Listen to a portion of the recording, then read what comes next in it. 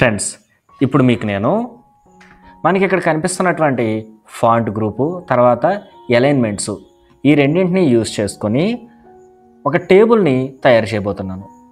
అంటే మన family members, వాళ్ళ ఏజు, వాళ్ళ ఎడ్యుకేషన్ క్వాలిఫికేషను ఈ డీటెయిల్స్ తోటి ఒక టేబుల్ని తయారు చేద్దాము. ఓకే, నేను మా ఫ్యామిలీ మెంబర్స్ యొక్క డీటెయిల్స్ తోటి టేబుల్ తయారు చేస్తున్నాను.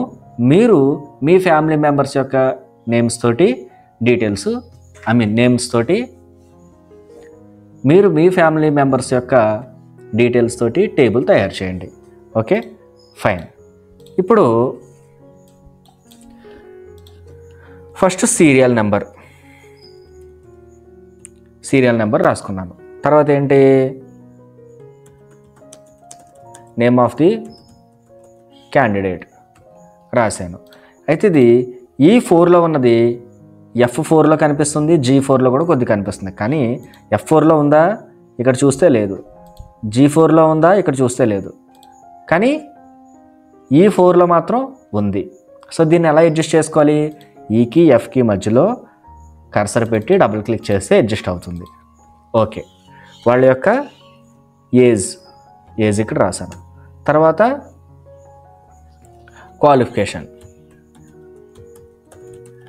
క్వాలిఫికేషన్ కూడా రాశాను. ఫైన్. ఇప్పుడు నేను 1 రాశాను కదా.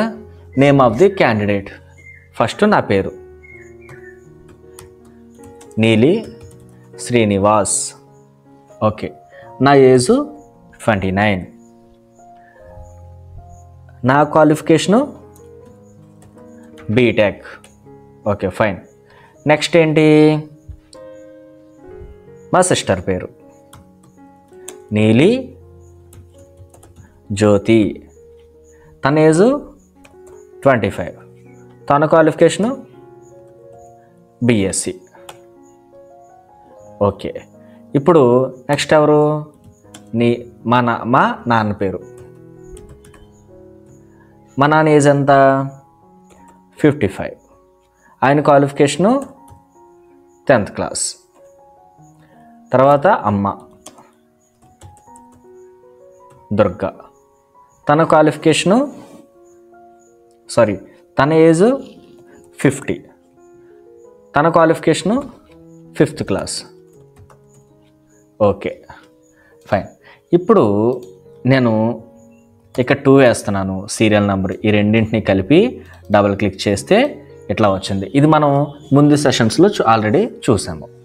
ఇప్పుడు నేను ఈ టేబుల్కి ఏం చేయాలి, బార్డర్స్ అప్లై చేయాలి. అందుకని టేబుల్ని ఎలా సెలెక్ట్ చేసుకొని ఇక్కడికి వచ్చి ఆల్ బార్డర్స్ అన్నాను. ఆల్ బార్డర్స్ అంటే ఏమైంది, మొత్తంగా బార్డర్స్ అనేవి వచ్చింది. ఫైన్.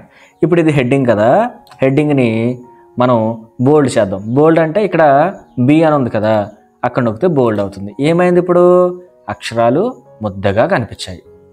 ఫైన్. మరి ఇక్కడ చూడండి, కొంచెం ఎడ్జిల్లోకి వచ్చింది కదా. సో దీన్ని నేను డబుల్ క్లిక్ చేస్తే కొంచెం సెట్ అయింది. ఇది కూడా డబుల్ క్లిక్ చేస్తే కొంచెం సెట్ అయింది. ఇప్పుడు ఇలా దీన్ని సెలెక్ట్ చేసుకొని బ్యాక్గ్రౌండ్లో ఏదైనా కలర్ని అప్లై చేద్దాం. ఈ కింద దాన్ని కూడా మనం సెలెక్ట్ చేసుకొని బ్యాక్గ్రౌండ్లో కలరు అప్లై చేద్దాం. ఎలా వచ్చింది, ఇక్కడ నేను సెలెక్ట్ చేసి చూడండి, ఇగో ఇక్కడ నేను అంటే ఇటు 1కి పైన ఇటు ఏకి పక్కన ఇక్కడ నేను సెలెక్ట్ చేసుకొని ఇట్లా ఏమన్నా కొంచెం అడ్జస్ట్ చేశాను అనుకోండి సెల్ని, ఏమవుతుందంటే ఎంటైర్ మొత్తం టేబుల్లో ఉండేటువంటి సెల్స్ అన్నీ కూడా అడ్జస్ట్ అవుతాయి. చూసారా అడ్జస్ట్ అయినాయి. ఫైన్. సో ఇప్పుడు ఇట్లా ఉంది కదా. సో ఈ విధంగా మనము టేబుల్ అనేది క్రియేట్ చేసుకోవచ్చు. ఇక్కడ ఐ ఉంది కదా, ఇది ఎలా ఉపయోగపడుతుంది అంటే మన నేమ్స్ని ఎలా సెలెక్ట్ చేసుకొని మన నేమ్స్ని వంచి రాయాలి అనుకుంటే కనుక ఐ దగ్గర క్లిక్ చేస్తే చూసారా మన నేమ్స్ వంచి రాయడం జరిగింది.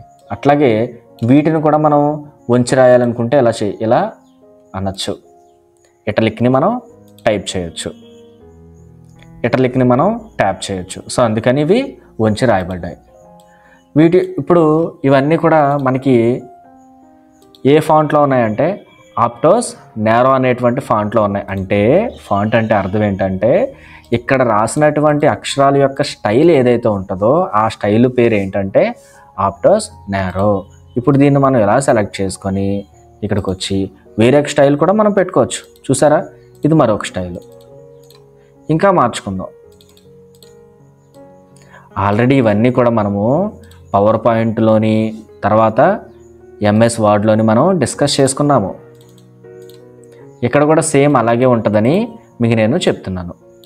ఎంఎస్ వర్డ్ కానీ పవర్ పాయింట్ కానీ ప్రాక్టీస్ చేయకుండా ఇక్కడికి వస్తే కనుక మీరు అక్కడ అవి ప్రాక్టీస్ చేసే ఇక్కడికి రండి. డైరెక్ట్గా ఎంఎస్ ఎక్సెల్ నేర్చుకుంటే మీకు అంత సౌకర్యంగా ఉండకపోవచ్చు. Okay, fine.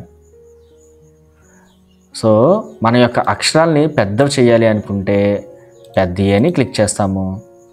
చూసారా, పెద్దవైనాయి.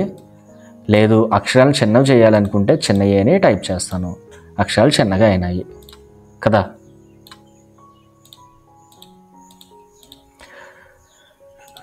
ఎస్, సో ఈ విధంగా మనకి ఫాంట్ గ్రూప్ని యూజ్ చేసుకోవచ్చు. మళ్ళీ వచ్చే వీడియోలో మరికొన్ని విషయాలు నేర్చుకుందాం. బాయ్.